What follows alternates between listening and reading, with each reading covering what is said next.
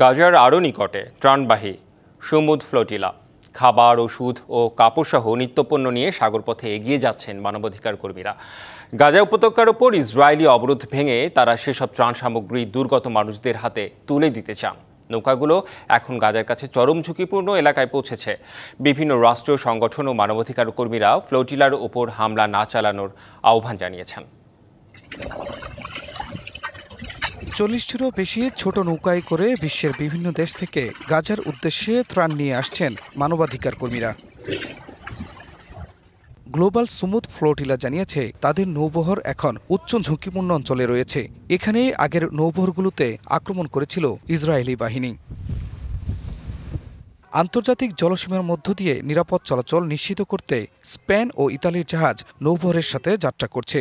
অন্যদিকে ইসরায়েলের সম্ভাব্য আক্রমণ ঠেকাতে ড্রোন দিয়ে পর্যবেক্ষণ করছে তুরস্ক।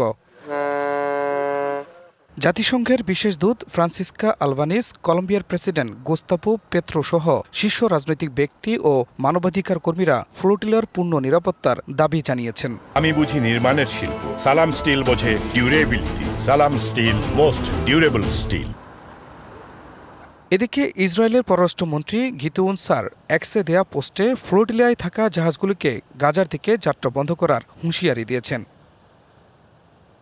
গ্লোবাল সুমুদ ফ্লোটিলার কয়েকটি জাহাজ ইসরায়েলের আসদ বন্দরে নিয়ে যাওয়া এবং বাকি জাহাজগুলোকে ডুবিয়ে দেওয়ার পরিকল্পনা করছে দখলদার ইসরায়েল। বুধবার ইসরায়েলি সংবাদ মাধ্যম ইয়েনেট নিউজ এ তথ্য জানিয়েছে।